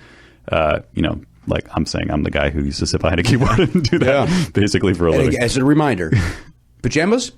The cargo pants were as soft as pajamas because they were so well worn. Yeah, they were really comfortable. Anthony, what we're doing is referring to the all night M-Bar show the Comedy Death Ray used to do, and Matt was live blogging or recording. Couldn't matter less to me. Like, you could not explained it, and I would have been just as good. I thought maybe you were there, ass fuck. No, I would never. I would never do that. Did you read that kid's open letter? That kid that wrote an open letter to Jerry Seinfeld, basically saying Judd Apatow. No, I can't even reword what this guy said. But basically, he was saying that Jerry's wrong. If the joke is good, we're not going to be offended. So quit saying that we get offended. But the whole letter is basically he's offended that Jerry said this. But I'm not. But we don't get offended, Jerry. He was proving the point. Yeah. This fucking moron. Horrible. And it's funny that Jerry's the fall guy in this. The guy who basically has made a career not offending anybody. Right. And he speaks his mind, the same that Chris did or Patton. I don't know Chris Rock. I just said Chris as if he's one of my buddies like Patton is. Well, I think like if you get college kids at a comedy club or they come to the theater, they're great. Different. They're great. But you get them all together, especially if you do like a homecoming show where it's like everyone's kind of meeting for the first time, then it's the worst thing in the world because then they want to be funny. So they start heckling the bejesus out of you. And there's no security. They're just like yelling stuff. And you can't really go back and attack them because then everyone gets super uptight. They're on, like you said, they're on his side. Yeah. It's also, whenever I've done it, you're basically the people that come to the free comedy show are the people that don't really have friends yet. So you got really a bunch of 17 and 18-year-olds sitting there watching comedy, and they don't understand, well, I don't recognize this guy from Comedy Central. And then they kind of, they judge, they sit quietly, they don't, they're uncomfortable, they don't know to laugh because they're trying to fit in. Like, everything about it's horrible. My first ever college, it was the first time I ever did an hour. I'll never forget. I was like very nervous. I got every piece of material I ever had. I got together, and I go to University of Michigan, and I was like very excited. Like, this is a big time school. I'm doing this thing. It was a Friday night, and I get there, and it's little kids. Like, I don't mean 17-year-olds. I mean like 8-year-olds running around. And I'm like, what is going on? And they go, it's little brother sister weekend, where like all the local kids bring these kids. So it's all freshmen. It's all the kids who like can't drink come, and they bring their little brothers and sisters. And I looked at them and I said, have you ever seen me perform? And they were like, no, is this going to be a problem? And I would have, now I would just say, yes, this is a problem. But at the time I was like, I need this money. Right. I can't, and I don't know if I can't do this. Like, does that mean I can't ever do a college again? So I just went up there and I would just make them cover the kids' ears, like for every other joke. Oh, that's fun. I'd be like, you have to. And it went fine. It was great. But I was like, what a disaster to book me for Little Brothers Sisters weekend. It was tough. That's somebody not doing their job. That's an 18-year-old girl that's not doing her job. Well, that's the thing, yeah, right? Colleges, a lot of times it is the students booking it. They get a budget, so like they don't know what the hell is going on. No, that's like makes it even worse. The only thing I'll say about the Jerry Seinfeld thing, that I could criticize him for is like, I hate the statement that it's like, maybe he didn't actually say this, but the way it was framed was, it's ruining comedy. It's not ruining comedy. Comedy's fine. Comedy's doing great. Just because there's one place where people aren't good audiences, so what? Like, there's a million other places where comedy is flourishing. But you know what, Matt? I'll say this. You're not in the trenches. Yeah, that's true. And I've often said about the downtown zanies in Chicago that it's a bunch of rich, white 20-year-olds who have been coddled their entire life, and they have money, and they think they're better than people. And so if anything's offensive, they shut down on you as well. So it's that, it's not specifically colleges, it's that demographic. Right. And so I 100% agree with Jerry that it is, in a way, it's ruining comedy because you can't take the chances unless you find your audience, which luckily we've done with this podcast, or we've done, I've done it in the club circuit. Anthony's done it from television with that fucking good-looking head of his. So I will defend him. I will disagree with you there. Okay. Well, I think the colleges used to be the best audiences. They should be you can challenge us, like give us something new. That's what it used to be, and now it couldn't be further from that. Well, it's funny because when you listen to those old Carlin, Robert Klein's, all these, they were recorded at colleges. And when, now it's a cliche, he works colleges and clubs. Well, that was an honor to work colleges and clubs because the college kids, you had to be a sharp guy. You had to be a smart comic to work the colleges. And then slowly but surely it got to be, not my cup of tea. I don't want to take anybody down, but I think we all know what we're talking about here. That's not great. It's not great. It's Nick Thune. Right? It's the Nick Thunes of the world. Nick's a good comic. Nick's a funny kid. Another good-looking kid. Cocksucker. All right, Karen. Am I off my soapbox? You ordered it. You saw Jurassic World. Everything else is good over the weekend? Everything's good. All right, let's check in with over there at the Familiar, the manager of the Familiar from modestgames.com, Elliot Hochberg. Elliot, how are you? I'm fine, Jimmy. How are you? Now, Elliot, we've made jokes about how you look a little sleepy today. Yeah. Did you just wake up? I'm sure other people have experienced this. I've had a spat where I haven't been able to get to sleep before like 4 or 5 in the morning. Nope. I don't know anybody that's experienced that. I also thought a spat was like a fight with a significant other, so I'm already lost. Spurt, a spout, a streak. I don't know if spat's the right word. Spats are those things that the Negro puts on their shoes to dance. Wow! When Anthony Jeselnik cringes, It was holy shit. Negro is tough. The Negro, I think, is what really set me over the edge. There, that was good. Come on, Fun. Oh yeah, you're all shy. Everybody gets shy. I don't know if you know, but I've enrolled in college, Jimmy. So Oh boy. Oh, what, you taking some classes over at the Phoenix? sure, why not? And we gotta. I'm new, so I can't. What's it take to enroll there? I'm gonna do a joke from my act circa 1989. You ready? What's it take to enroll there? A phone. Thank you very much. That was for DeVry University. That's tough school to get into. What do you need there, Ray? A phone. Did you ever update it in the internet? Like once the internet came along? Okay. Making sure. What do you need there? Keyboard. And then eventually I just got rid of it because it was. Because you were better than that. That's a good joke for 89. It is a good joke. That's a good joke for 89. That's a turn of the decade joke, right? That's an 89 and a 90. Might have done it in 90, 91. Might have even done it in 92. Certainly of the moment. Oh, absolutely. Jesus. The sip is what made that so horrible. The fact that it just... The sip was the equivalent to the in front of Pedro. It was the exact same effect. Anthony, what do we do with Elliot? He's a manager of an apartment complex in Palms, California. We always check in to see if there's any availabilities. I've heard this. We have any availabilities over there? Still the same, too. They're still insisting on letting people go into the one that's under construction. And so I just had a lady tell me, I saw that single bus loft. Boy, it looks like a disaster area. I'm like, yeah, well, it's under construction, and they shouldn't have let you in to look at it. Okay. Two things shouldn't have happened. That story. So now you and that whoever let that person in, you're even by wasting my time and that woman's time. Everything else go okay over the weekend? I know that you're excited about people that still play with real cards. I know that's one of your Facebook posts. Anybody out there still play with a deck of cards? If so, what games? Yeah, that's a legitimate question. I feel like. Do you play with cards anymore, Jimmy? If you're asking if I call my dick cards, yes, I do. All right. What games do you play? I've just played the one, 52 pickup. 52 millimeters? Shuffles a lot. I shuffle a lot. That's Garen Cockrell.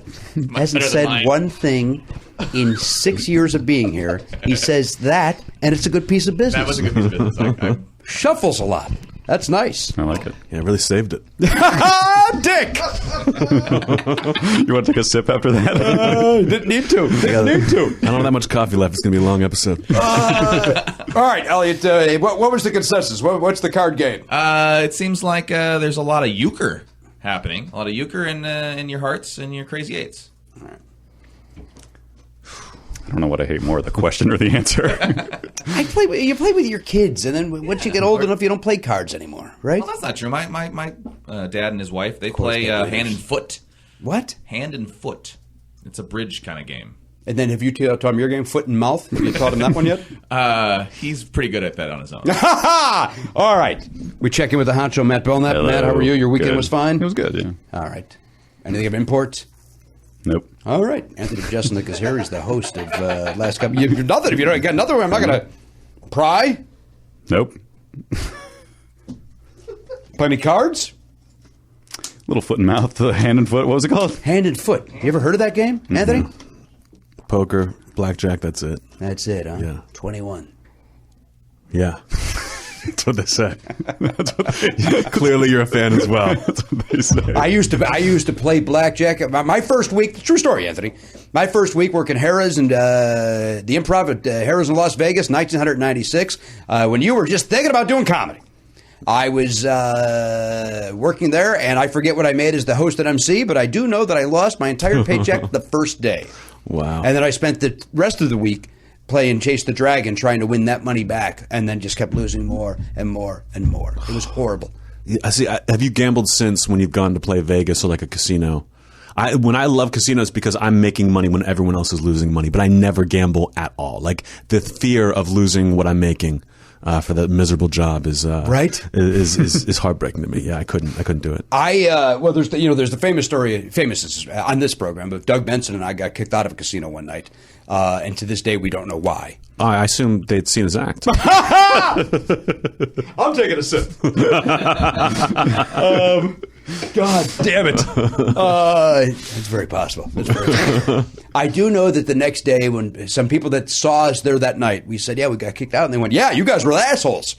So I don't know what we did, and then we checked in with the bouncer at Harrah's because we got kicked out of a different casino, And I just said, we were at so and so last night. And we saw a couple of guys kicked. Oh man, you got to really be an asshole to get kicked out of a casino. You got to really be. And Doug and I were like, what the fuck did we do? To this day, we don't know. Wow. Were you like at the table and they like put their hands on your shoulders and like, you guys got to go? Or? Doug Benson got up to go to the bathroom and then was not coming back. I'm like, what happened to Doug? And then I went to buy in. And when I went to buy in, they went, no, sir, you're done. In fact, we're going to ask you to leave. I said, well, I got to wait for my buddy. He's outside. And then I went out and Doug was standing outside going, what the fuck just happened? And then we kind of were like, it was daylight by that point. We were there all night. And we just started laughing about the fact that we got kicked out of a casino. We have no idea why. If I had to guess, yes, I'd put my detective hat on. I would say Doug went in the bathroom and smoked some pot. That'd be my guess. That'll get you kicked out of a casino. That's like the one thing they'd be like, we're not putting up with that. But why do I fall on this? Because you're with them. Yeah, I keep my tempo. Although I was a drunk back then, so so you were drinking. I assumed you were sober, so maybe. No. Yeah, I thought the story was that you were so drunk you didn't remember what you did. Oh well, but that it was related to being so drunk. But I don't even remember. Like I remember pretty much everything I've ever done, right? So that I could call the next day and apologize. This is one where I don't know what we did. Maybe we were just obnoxious. I don't know. But nobody else, nobody at the table was like asking us to shut up, or nobody was asking us to settle down. None of that ever happened. So who knows? I know. It was pot. Why do I fall? Because of the doper. Because you guys were thick as thieves. They knew if they just kicked him out, you were going to get worse. I probably would have shut down. So that's what I assume. Yeah, who knows? He was my life blood. I would have fallen down. Well, at any rate, then since then I don't gamble in Vegas. Yeah, never. Because I want my money. I want my paycheck. Yeah, and I also just don't know what I'm doing. Like if I'm playing blackjack, I'm so scared that I'm going to screw over the table by like doing something dumb. They're like, you shouldn't have taken that. They've got a face card showing. I don't know those rules. You don't know. I don't care. Yeah, and you can't explain it to me. It's like tennis. You can explain how that scored, and I just don't understand it. Like I'll never know what that means. Do you like to play the game? Tennis? Mm-hmm. No. When I was a kid, I played a little bit, and I. Wasn't for me. But it looks like you're in good shape. What do you do? What does Anthony Jeselnik do to stay in shape? I work out. I hit the gym now and again. I've got like a bad back, so I got to do some like yoga and Pilates on the side. But I try to keep semi-active. What do you do? Downward dog? You do pike? A little bit of that. A little pike. A little downward dog. Mm-hmm. You clearly have taught for years. I can tell. I know those somehow. Yoga. But I try to stay in shape when I can. But I go up and down. Like I'll be like for 6 months, I'm like I'm going to work out all the time, and at the end of that 6 months, I'm like I'm never doing this again. Right. And I just get disgusting. Do you eat healthily? I mean, it looks like not a lot of meat in your diet. I go up and down again. Like I'll eat very healthy for a while, and then it just like, I'll drink too much or smoke a little pot, and I'll eat the worst. I'll eat like Arby's or something. I love Arby's. I can do it once a year, and I'm like, you know what? Never again. And then a year later, I'm like, it's time. Time for Arby's. Time for beef and cheddar and some curly fries. Boy, I get that steak, that 3-cheese steak Angus, whatever it's called. That I remember we had that in Atlanta. Oh, you don't do the classics. God, yeah. No, this is not the classic. This is like a 3-cheese. I've seen it. I don't believe in it. Oh my God, it's delicious. I'm a purist. You go with you get the roast beef and cheddar. Huh? Yeah, beef and cheddar. I don't like that cheddar over there. That's what makes me stay away from that sandwich. Yeah, that's the thing. Otherwise, it's you don't trust it. They closed the Arby's near my house, and I have to be honest, I am grateful because it's one of those where if like I'm running late, it's like, well, I'll just get Arby's. Whereas now I'm glad I don't even have that option because I would. If I'm running, I would literally have it every day. Yeah. Because I think it's deliciously horrible for me. I eat a ton of Chipotle. There's a Chipotle near my house, and they gave me I have a celebrity card for Chipotle. What? What does that mean? It means I get one free menu item once a day, every day. So I can go in, and it's a card with like my name on it, where you just get like if I get guacamole, like I got to pay the extra. If I get a soda, I got to pay for that. But if I just get a menu item, a bowl, a burrito, tacos, I get a cup of water, and it's free. So I eat that, and it's like around the corner from my house, so I eat that a lot. Which is now it's gotten a little sad because they all know the employees know me there, and now they like I walk in now like they all kind of like they're like, hey Anthony, and then the other day they said they go, how did you get this card? And I was like, a manager at a different branch like recognized me. It took like forever, and then I finally got it in the mail, and they go, oh yeah, because like it's you, we get you and not Elizabeth Hurley, who was in Showgirls. Elizabeth Elizabeth Berkley. Berkley. They go, yeah, you and Elizabeth Berkley come in every day. And I'm like, they think I come in every day. Like now I feel bad coming in. Like I've got to like find Chipotle's around the city that I can go to when they don't know me. Yeah, it's weird. I had a bad experience with Chipotle, so I don't eat there anymore. What was your experience? I've got some food issues that I won't bore you with, but the steak was a little too greasy for me on this day, and it nauseated me, and so now I can't eat there. I do the steak. I do the sofritas. The like the vegetarian, like it's like a tofu, like a braised tofu thing that you can't mess that up, because I've been there when the steak looks a little gross or the chicken looks a little dry, but that sofritas is always it's always good. What about the what's the other one? I can't think of that. I can't pull the word. It begins with a C. Carnitas. Thank you. Yeah, I've done that in the past, but I think I was pretty clear about sofritas and how I just do that.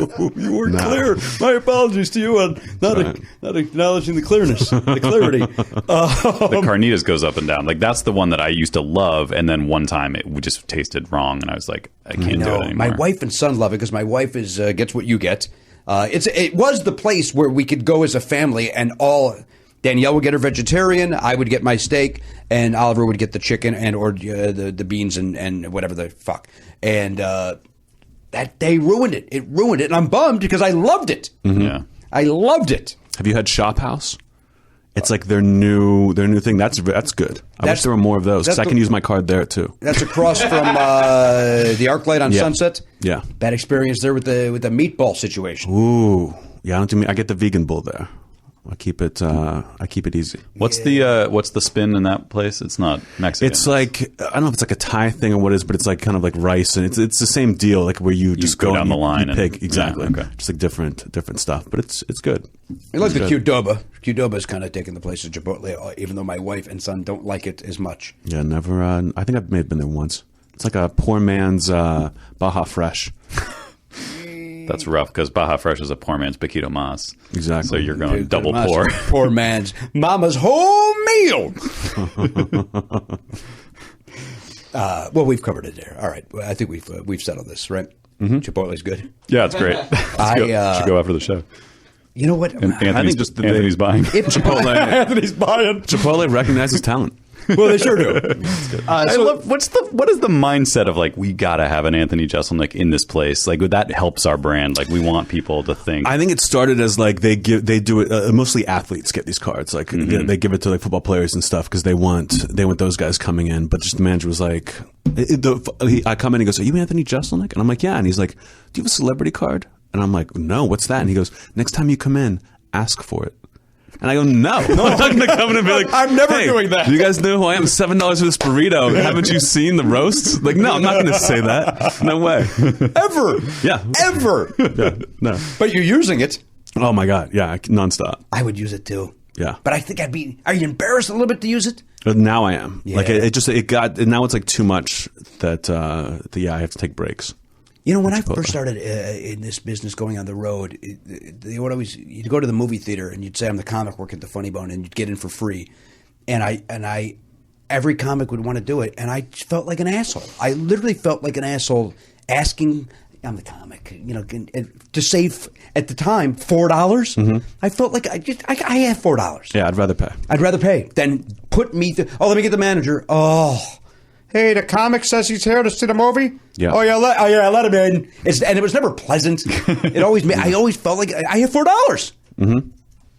Like I will never go to the front of the line and be like, hey, I'm a comic. Like I don't know if you guys know it. Can I just get in here? I would rather wait in line for hours than. Actually, I'd probably just stay home. But I never try to go up and be like, hey, what's up? Put this card now. No, now you can. Show them your celebrity card. Yeah. God, it's fun. It's fun. And they can't swipe it like a credit card. They've got to like use this special thing to do it. Sometimes they have to like write down the number and you have to like stand there for a while. God. And they're just like looking at you like, who is this guy? Right. Why does he have this? It's an interesting social experiment that I'm failing. Well, you get your free meal. You're saving a couple of bucks. Now that you're going to be on NBC, I can understand why you want to save your $7. Right. Well, 7 times $7.49. $7.50 a week. I don't eat there every single day. According to these guys, you are. You in Berkeley. You're in there every fucking day. You and Showgirls. You and Jesse. Is her name Jesse from Saved by the Bell? Saved by the Bell, yeah. Good call. I was at a record store near my son's school on, let's call it Friday of last week. And the gentleman sees me and gets stars in his eyes. Literally, cannot be more excited to see me. And I see it happening. It's like, and it happens to me, Anthony, enough where I get a nice charge out of it when somebody takes the time to tell me that they like my work or whatever. And I see it happening. It's like, here he comes, and he goes, Padro. I go, pardon? He goes, you're Padro. Oh. And I go, no. And he goes, David Padro. I said, no. No, I'm sorry. I fucked it up. I go, no. I go, it's Pardo. Right. David Pardo. And I go, it's Jimmy. And he goes, right. He goes, fucking hysterical, man. Fucking hysterical. And then he's telling everybody, this guy's the best. David Pardo. No, not fucking Jimmy. It was horrible. It was like, I saw him. It was all happening excited. And then he got everything wrong. And then then the guy's ringing me up because I was walking to pay for my albums. And then the guy's taking forever to ring me up. And this guy's telling the store how funny I am to everybody in the store, while this guy literally is taking the longest it's ever taken to ring up 5 albums in the history of music. And same deal. I'm just there, uncomfortable. Like, thank you, brother. Thank you, man. Real nice of you. Thank you so much. And then just waiting. And the guy goes, yeah, I don't watch comedy. Okay. Dullard. Yeah. And so that was his way of not having to acknowledge that he doesn't know who I am. Oh, it's super weird. And think about how much worse I get it than you do. Because it happens more often? Yeah, well, just my level of fame is. Yeah, my recognizability is. You know, if you were like, what is Anthony most known for? It's not a podcast. You know what I mean? What do you think it'd be? Those roasts? Probably still the roasts, yeah. Not the show. No. People forget the show pretty quick. I like the show. It's been almost 2 years now. Has it been that long? Really? Yeah. Oh, my God. Tom Johnson was your EP, your showrunner, right? Wasn't it Tom? Yeah, Tom Johnson, that's right. And was it Liz? Not Liz. No, Liz is the sister. This was Krisha. Krisha Plonka, yeah. Liz is the... Liz directed Leno and then directed Last Comic Standing, actually. Ah, that's right. Mm-hmm. She's married to Jack, Liz is. Yes. Yeah, I like Jack. I don't know, what does Jack do? Jack was the jib operator at Conan for ages. Oh, so nothing. And then... Jack is a guy who is a good-looking salt and pepper, head of hair, older-looking dude. Probably 55, but looks great. He looks like Anthony Bourdain's brother. Wow, good call. That's not a slight. That's that's a great call. Good guy. Yeah, Jack's a good guy. Jack was Jack. I miss Jack. Jack is no longer at Conan. He's moved to some. Maybe did he do Last Comic? Was he over there? I don't think so. He and Liz don't like to mix business and pleasure. That's what I know about him and Liz. Yeah. That's all they talk about. Not doing that. What if they did? They were nonstop. We don't work. Yes, we get it. Yeah, or like the people that invite him over. Liz and Jack are going to come. Oh, fuck, if they go into that thing one more time, how they don't. So you're both in show business? Yeah, but we don't. Oh, we don't. God. Just so you know. Don't ask us. I won't dance. Don't ask me. Who's that? Is that Sinatra?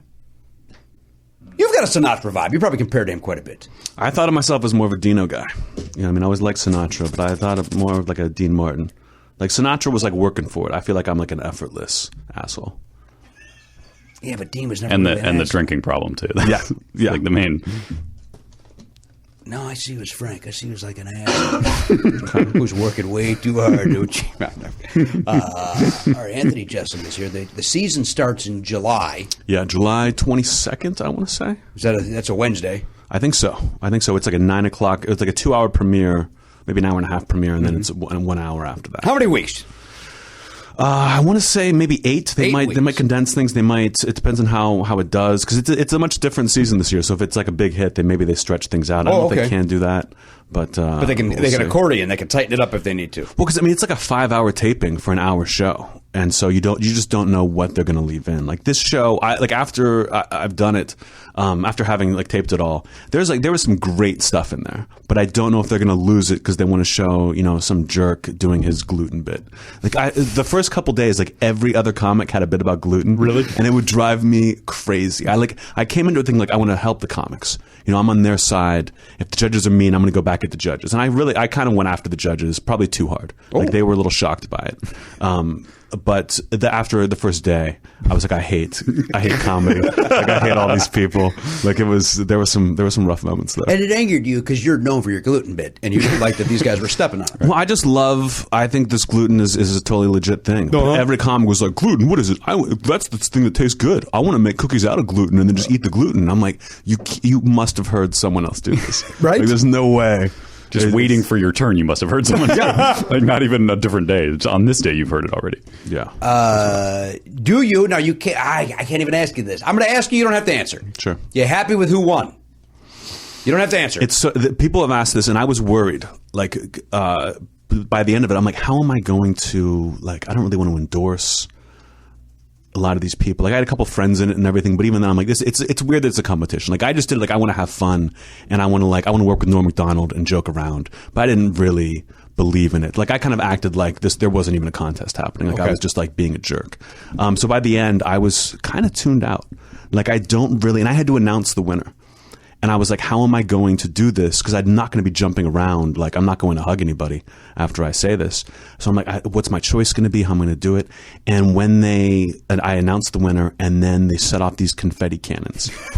And one of them was right next to my head. Oh, no. And they told me, they were like, don't worry, you're not in the way of it. But I should have been there for the rehearsal. Like, they screwed up. And it hurt. It felt like someone punched me in the side of the head, like as hard as they could. Like, I was like furious. So they said afterwards, I was like, I'm sorry if I like was unprofessional there, but I was like pretty pissed. And they're like, there is no funnier image than all these people hugging. You're covered in confetti, and you look like you're about to fucking kill everybody in the audience. And I'm just like standing there, just like furious. So that is how I like announced the winner, was just looking angrier than you've ever seen anyone. So it'll be interesting. I can't wait to see. And you to announce that name, was that a tough name to pronounce? No. Do you want to try it out here to see if I would have trouble with it? See what I'm doing? We're trying to get the scoop. Mm-hmm. Trying to ruin the entire series. All right, let's take a break. Yeah. And we'll be back with more. Hey guys, Matt here with some dates for you. Anthony Jeselnik is on Twitter occasionally at Anthony Jeselnik. He is hosting Last Comic Standing on NBC starting July 22nd. Check your local listings for the time. He's also going to have a Netflix special in October called Thoughts and Prayers. Keep an eye out for that in the fall. And he's going to be doing the Oddball Fest, which is a touring festival starting in August through October. So you can catch him in your local city, I'm sure. Jimmy Pardo is going to be doing Prompter on July 1st. Let's see what else he has coming up. Indianapolis. He's going to be at Morty's July 31st. He's going to be in Dayton, Ohio at Wiley's August 1st. Paris, Texas, LMAO. That's August 14th. August 15th, he's in Austin, Texas in the Velveeta Room. And August 27th and 28th, this is kind of exciting. He's going to be doing stand-up at the Comedy Bar. But guess what? I'm going too. We're going to do two, not one, but two live Never Not Funnies, August 27th and 28th in Toronto, Canada. Very excited about it. We have some exciting guests lined up. We're just excited to see you guys up there in the north. And you can get tickets for that now. So go check it out. Comedy Bar. Just go to jimmypardo.com and click the tour link to get all the deets and dates. Enjoy. Hey, everybody, welcome back to the program. Listen, for those that don't know, over there in the Players Club, we have the Never Not Funny Fantasy Baseball League. I just completed a major, big, huge trade, guys. Big, huge trade. Just got accepted. Mm-hmm. We traded, this is Mama Said Tanaka You Out, and the Spineless Windbags have traded pitcher Chris Young for outfielder Alex Rios. I think both, it's a couple placeholders being traded. Some bigger trade offers came in, Anthony, to me today, but I felt I didn't want to go too big. This was a nice trade. A couple placeholders until Ellsbury gets his health back, and then I could put him in the outfield and then put a gun right in my mouth and blow my brains all over my signed Chicago albums on my wall. All right, welcome back to the program. Anthony Jeselnik is with us. Anthony, I don't know anything about you. I've known you a lot of years. I've always enjoyed you at the M Bar. That's where I first saw you, was at the M Bar. Yeah. And I want to say one of the very first sets I saw you, you were doing a showcase for the Conan O'Brien program that I hosted. And you were on that showcase that evening. Or did I host the night before? No, did I host both nights? I don't remember. But you were on it. You were second to last, I want to say. And you knocked it out of the park. Did you end up doing Conan? I've done Conan a few times. I don't know if it was because of that. Did you do it in New York? Yeah, I did it in New York first, and then I've done it a few times. Yeah, it was based on that night. I want to say it was based on that night. Because he was there. Frank Smiley was there to watch the comics. Oh, yeah. And, I want to say that... and then, you've done it here, certainly. a number of times. Yeah, a couple times. Right? Last time you just went right to the couch, if I'm not mistaken. The last couple times I went to the couch. I don't know if I'll ever do like a late night set ever again. Why not? Why are you Because it doesn't really, like, I used to love doing them, but it doesn't really do anything. Like, I feel like at this point, like, I've just kind of like done that. Then unless I can do the couch, and I don't really like doing the couch. You don't like that either? I don't think I'm good at it. Like, stand up, I know, like, I have these jokes I can tell, but I can't really. There's very few jokes in my act that I can actually do on TV. So once I do that, if I sit on the couch, I can't really just go into my act like a lot of comics can. And then I'm just kind of like trying to tell an interesting story that I hate, and it's not a real conversation. So I end up just like talking too fast, and I just seem uncomfortable. Like I just hate the whole thing. But you have to do it, right? You got to get out there. You probably are going to go on a whirlwind tour to promote your program, right? Yeah. You can hit all the late night shows? I don't know what NBC will have me do. We'll see. Maybe, probably Fallon? We'll see. Maybe I don't know if they'll want to fly me out to New York. Like that's the weird thing. Like I know Fallon, I know Seth Meyers, but I don't know if they want to send me there. They want me to do like James Corden or something. That's CBS. Which I refuse. I know. But Whoa, you refuse? What does that mean? Just like if I don't like doing this, you better like there better be something in it for me. And like I know Jimmy Fallon really well after working for him, and I have stories I could tell about that. And Seth I know pretty well. We're both Pittsburgh guys, so that's like fun. But Corden, it's like, what am I doing there? And who watches that? You know what I mean? Like why? It's doing very well. You probably should do it. Is it? Get ratings for your program. Is it doing? I don't know. I don't know anything about it. I know that I've only seen one episode of it. I saw that very first one with Tom Hanks, and I enjoyed Tom Hanks a lot. And I thought the guy seemed very charming. You know what? I would do an interview with Tom Hanks. I would do that for this. He interviews you. Yeah. Yeah. Yeah, I'm an interesting guy. He's a good guy. He's a good guy, Tom Hanks. Hanks? Yeah, I'm more like a Chet Hayes guy. I think he's the real talent in that family. I think the son, the rapper. He's great. He's got a good head on his shoulders, doesn't he? Yeah. Oh yeah. Just a stand-up guy. Sure. Cool dude. What do you think Tom thinks? Obviously you love all your children, right? You got to support him but at some point you got to distance yourself from that kid, don't you? Well, the main thing is like you look at it and you're like, he has to realize he created that. Like by being so rich and giving this kid everything, he created. Colin doesn't act like that. Yeah, but Colin was around when he was he was there for the rise, but also Hanks wasn't as involved in Colin's upbringing as I understand it. I don't know anything about the family dynamic. But if you take Twitter out of it, Chet Hayes is just like a dude. You know what I mean? Like it's the fact that he can like publicly. I bet Tom Hanks and Will Smith call each other every day. And I'm like, can you believe what our kids are doing to us? You go that way. Yeah. Yeah. You don't think Will Smith supports his kids? I think he supports them, but if the kid was like, I'm giving up Twitter, he'd be like, yes, you should do that. You should absolutely do that. He's even said like publicly, like, I was an idiot when I was a kid, but I didn't have Twitter to like publicly be an idiot. You were like an idiot in private, and then you kind of grew up. Those were better times, weren't they? Oh, what a dream. I can't imagine. If I had a Twitter when I was a teenager and an angry teenager, it would have been the worst thing in the world. You know what I would fear is like that they would now be able to pull those out and you go, oh, look how painfully unfunny this teenager was. But, you probably thought I was hysterical. Mm-hmm. I would be tweeting my stupid jokes and... Oh, it's like Trevor Noah. He gets a job and they like go back through his timeline to find the worst jokes. It's like he didn't call a press conference to tell this joke. He just like tweeted something. At the time, probably to his 100 followers. Exactly. Exactly. Yeah. But they found them. Those weren't good jokes. No, but that was the worst thing about them, is they weren't good jokes. I like a good anti-Semitic, joke. I made one here today. It's probably how we got the job, By bad-mouthing the Jew. Mm-hmm. Boy, did you see? You whispered it into the mic. Did you, for humor? Did you see Gary Goldman's set on Conan last week? No, I didn't. But I love Gary Goldman. It's I can't stop talking about it. I thought it was terrific. But he made a joke about how they don't hire the Jews, whatever scenario he was talking about, and it was the perfect joke. And Conan went. You heard Conan go nuts. You heard Andy. Like everybody went nuts. Great joke, Gary Goldman. Boy, I just gave literally no information. Well, it seemed like there was going to be something like a turn in that story where it was like he said that and then this happened. But then... I can't. I just go watch the set. It's a good set. I know. You keep running your mouth. You're going to go see it. Yeah, you don't go see it. Yeah, I know. I got to get a babysitter. It's 5.5 minutes out of your life. What? Oh, I thought it was in the theaters. No. It's one of those where it streams live, just one night only. Like a Fathom event. It's a Fathom event. Hey, speaking of which, Karen, are you going to go see Jaws? Is that something you're doing? Yes. Was that June 21st? I just got so excited right now. Are you going to go see Jaws? Listen to what I'm doing. All right, listen to what I'm doing. It's all I can do is listen. Jaws is my favorite movie Of all time. Of all time, as a kid, I loved it. I'm obsessed with sharks, like to a fault. My last album cover was a giant shark coming out of the water. Yeah, like, yeah. I've gotten in trouble with shark stuff.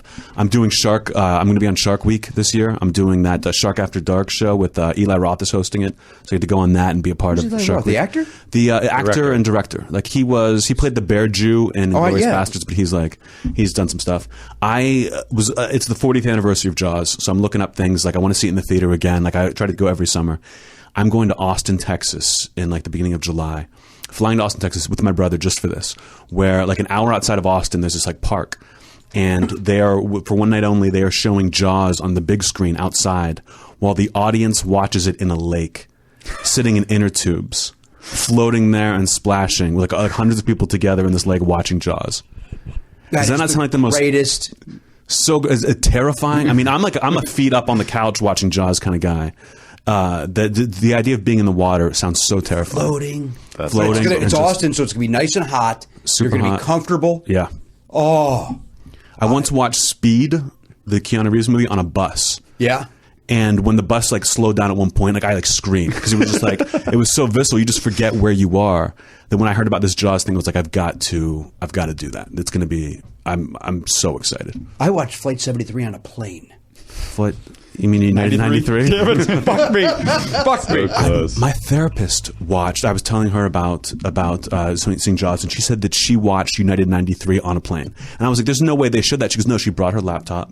She made sure no one around her could see, and she watched it on a plane, like because she wanted to." She wanted to Wow. just. I don't know. I think is I she need to proving? find a new therapist. Yeah. But it was like she was like, "Yeah, I did it." I don't think she like. It wasn't like I need to have this crazy like thrill. She just had it on her computer and like did it.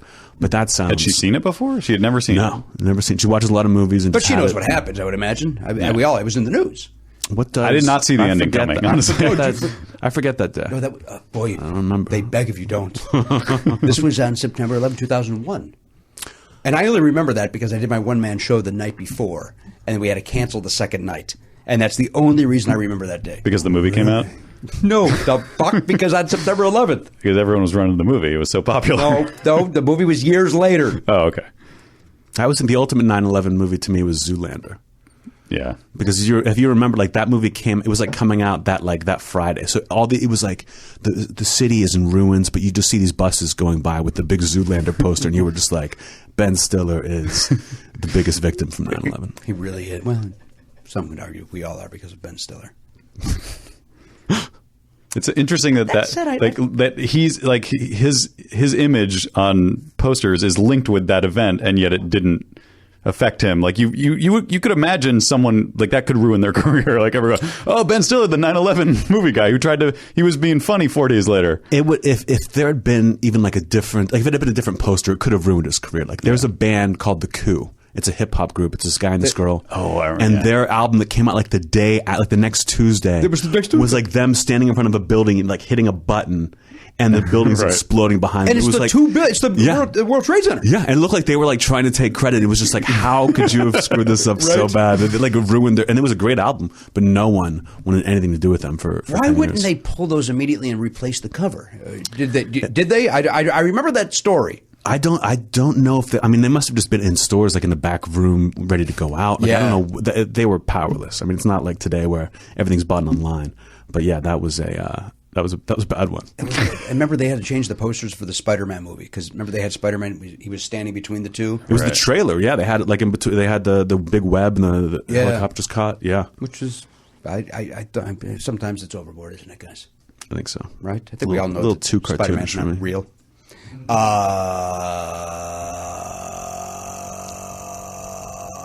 I just want to be very clear that I think the only Ben Stiller movie I never liked was Zoolander. I think that's the only one I didn't like. Zoolander had some pretty great jokes. Overall, I can see that, but there's some funny. Well, I went into it biased because Todd Glass for the Todd Glass pilot. Way back when we at Todd's Coma, we had a gas station fight scene where we fought each other with gasoline things, and then that scene ended up in Zoolander. Did that get picked up? Todd show? No, but Ben Stiller was kind enough to have to do something with Todd after that. I think they had a meal or something together. Yeah, it's nice. Talk it out. Sweet of them. So I went in mad at the movie. So I was not going to enjoy the movie because I felt like this thing that, quite frankly, I just was an actor in it. I didn't even create it. But on behalf of Todd, I was mad at that movie. Yeah, I can see that. But, you're not at the museums. I got no problem with those. No, I've never seen those. Oh, they're good. Oh, my God, the kids would love them. It's fun. I like Ben Stiller, though. I loved his TV show. The Ben Stiller show was like big. That was a big one for me as a kid. Let me ask you a couple of questions about you and a kid. You're in Pittsburgh, Pennsylvania. That's right. Did you start comedy there? No.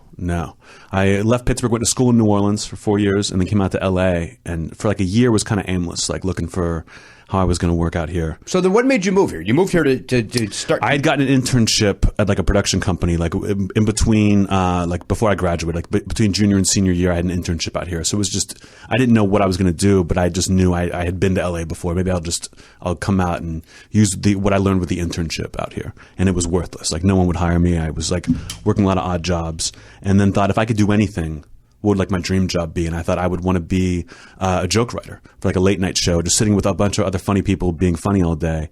And I met with the guy. Do you know Jimmy Brogan? Yeah, of course. Yeah. Jimmy Brogan went to college with my dad. So that was like my only like networking thing. I met with him at the Improv and he was like, well, if you want to be a joke writer, do stand up. Because that will help get your voice out there. People aren't going to read jokes, but you can learn.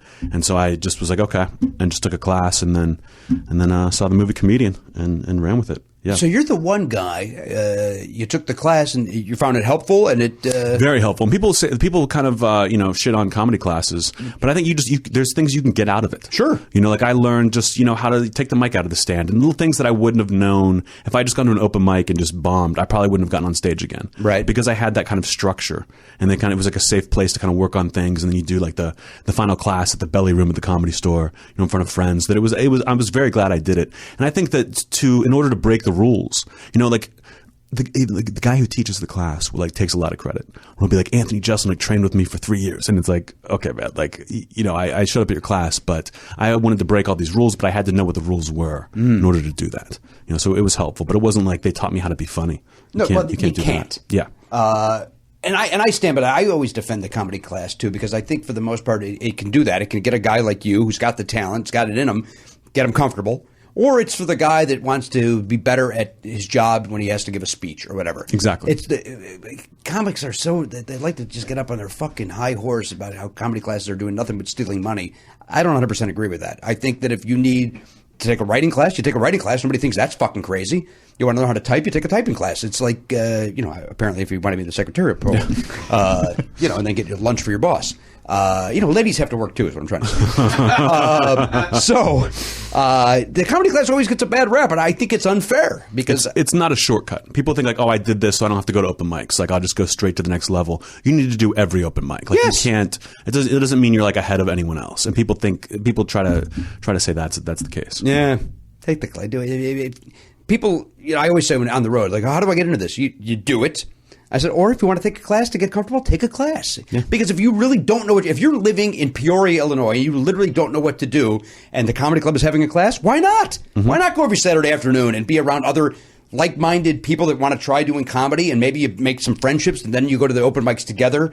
Like Tony Boswell and I would go to the open mics together so that we had a support system.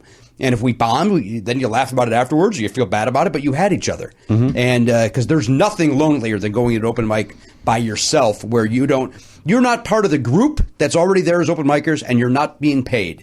So you're on an island all by yourself when you show up to those things. Mm-hmm. And everyone's mad that you're there. They're like, oh, another guy I've got to watch. No one's like, oh, great, Anthony's here to do the open mic. Everyone's like, oh, this sucks. Right. Like that's a tough time. I agree. So good for you. You took that class at the Comedy Store. It was in Santa Monica somewhere, like the little playhouse in Santa Monica. Sure. I forget where. And then the graduation thing was at the Comedy Store. Teacher was not Dean Edwards. Greg Dean.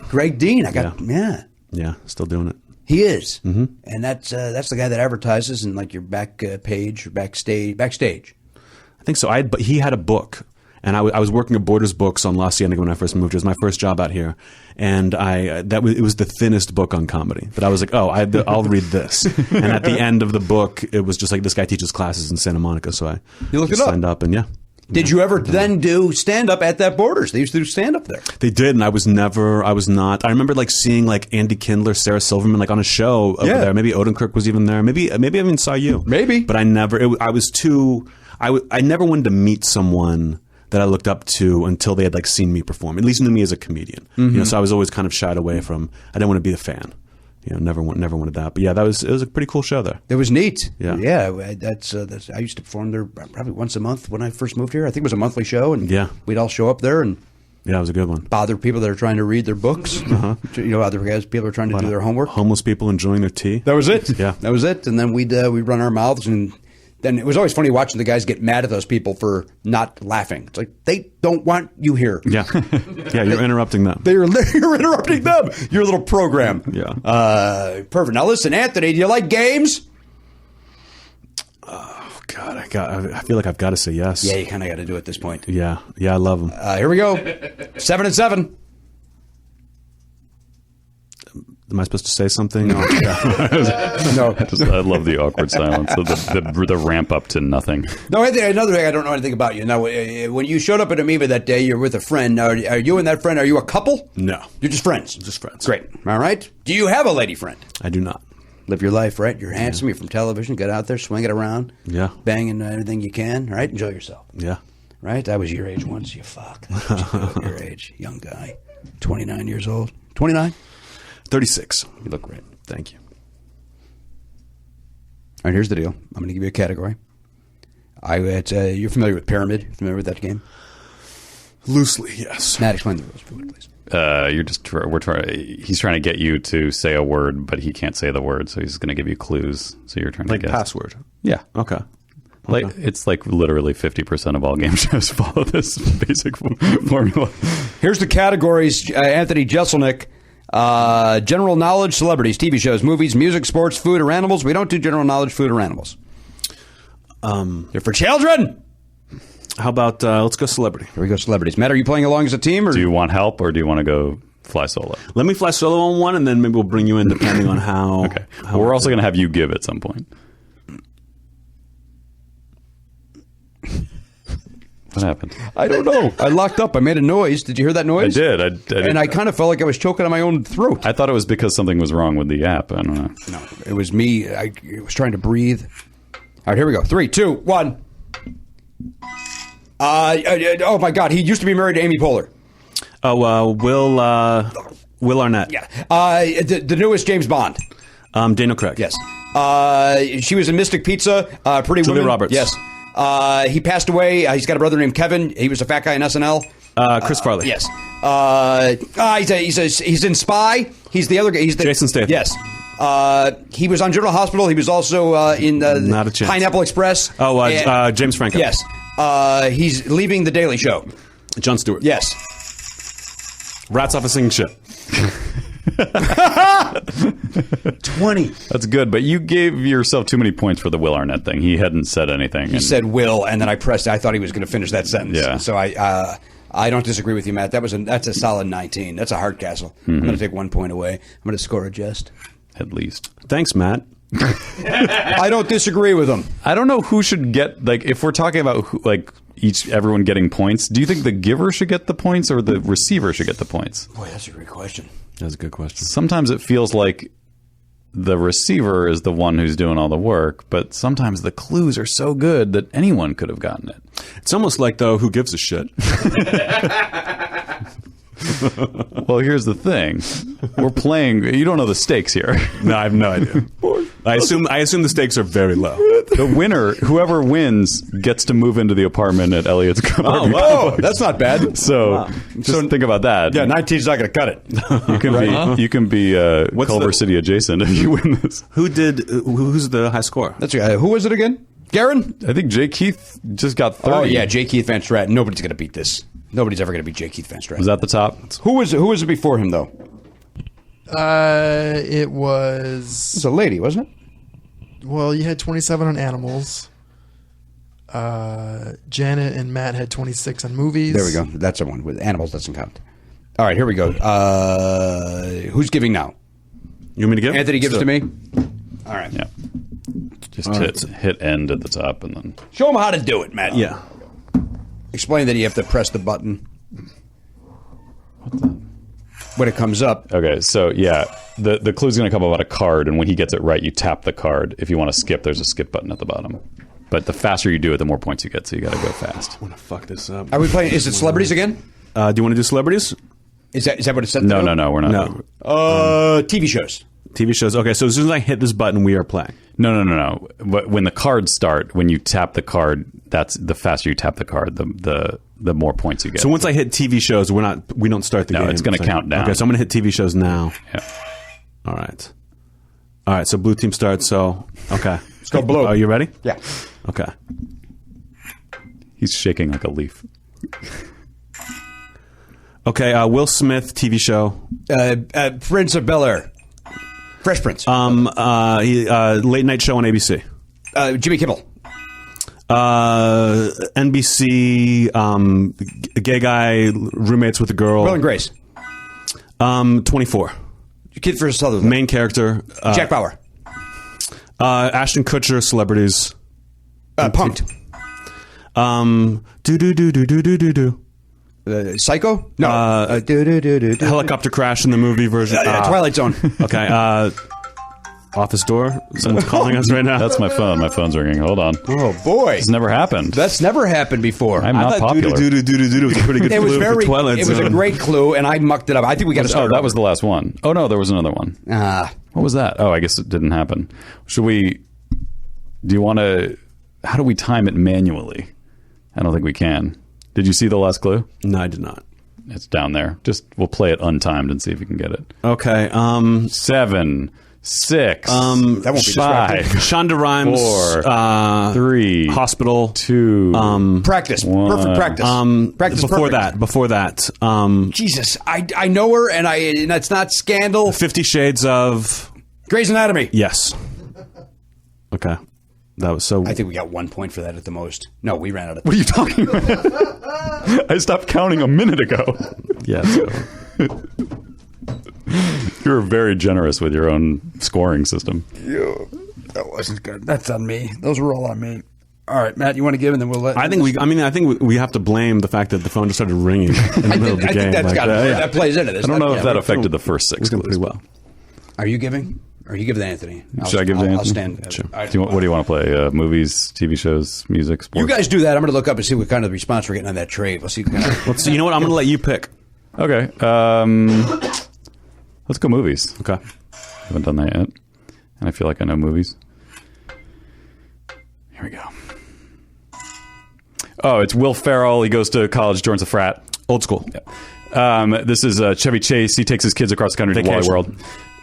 This is the wrestler who became a movie star in San Andreas. The Rock. This is the British movie where the eyeballs are open like that. Clockwork Orange. Yeah. This is Brad Pitt and Morgan Freeman. There's a head in a box. 7. Spoiler alert. This is the action figures. They're army guys, but then they made a cartoon and then they made movies. G.I. Joe. Yeah. And this is a movie about a dog, but it's named after a classical composer. Beethoven. Yeah. That's pretty good. 20. That felt better than the score, I feel. That was... Jimmy's not engaged at all. Guys, I'm just, I'm just trying to see what kind of feedback we get on that major trade. So far, there's no conversation on it yet, guys. Nobody's really talking about it yet. Except for here. Somehow. What are you on CNN.com? I'm over right at MSNBC. I've looked at both sites. Nothing. Nothing yet. Still, all right. Anthony, fun. Yeah. Yeah, okay. Okay. Long overdue. Yeah, this is what, like your 3rd episode? Yeah. We've been doing it for a while. We started in 2014. So, we're just getting our feet going. Yeah. And, but good to have you here. Yeah, thanks for finally inviting me. This was a pleasure. Was this a finally situation? Why is this not, did we try in the past and it never happened? I've never... For this is the years, first you time I've been didn't asked. want him. There was probably about an 8.5-year stretch where you said, How long no have we way. It's been 9 years. Oh, so for the last 6 months I've come around? Right. Ever since he showed up at Amoeba. Yeah. I went, you know what? That's a good guy. That's all you That's need. a good guy. Hey, he's out there smiling. There had to be a reason. Were you always busy? But you're saying this is the first we've ever asked. I don't think we Yeah. ever asked. No. That's on Yeah, us. that's- Do we just? I assume most have been just lost in the shuffle type thing. But I think many podcasts that I've been on would describe me as an unpleasant guest. This is actually the first podcast I've done in 2 years. Is that right? Yeah, I had to do so much for the TV show that I was just like, I never want to do. Because I would just be in a room where they'd be like, so let's talk about relationships. And I'd just be like, oh, like, no, like, I don't want to do this anymore. But I've always wanted to do this. So thank you for having it's me. our pleasure. I love having you on. I'll be back next week. And nope, that seems too soon. We'll certainly have you back on. And I really enjoyed your Comedy Central show. I don't know if I ever thank emailed you or said to you in public. I think I just assumed. Fun! I thought it was great. In Thank fact, yeah, I loved the top of the show. I loved it. Loved it. Thought it was agree. great. Really funny. really enjoyed it. Thanks, guys. And, it really helps.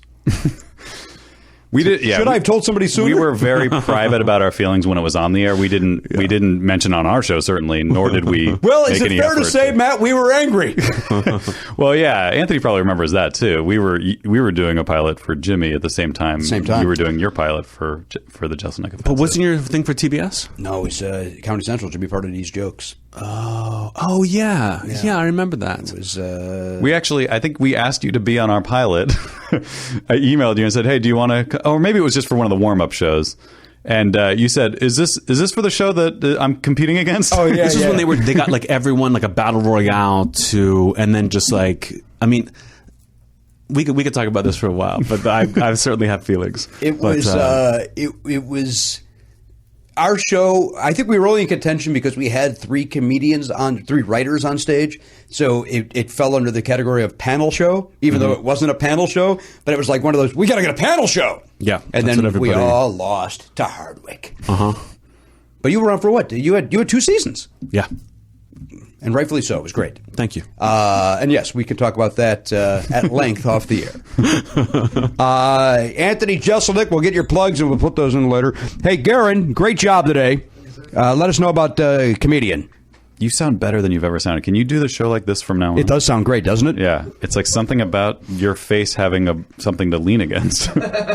Is my face leaning on it, or is it leaning on my face? That'll be the. Chicken egg, baby. Chicken egg. On behalf of the Pop Culture Beast, sponsored by DogPile.com, that's Garen Cockrell from The Familiar. That's Elliot Hochberg. The honcho Matt Belknap, our friend Anthony Jeselnik. My name is Jimmy Pardo. We'll see you next time on the podcast. AK-47, gone, not forgotten. If you enjoy Never Not Funny, why not sign up for the Players Club? You get full video of every episode and an extra show every week when you become a member. Sign up now at podcast.com.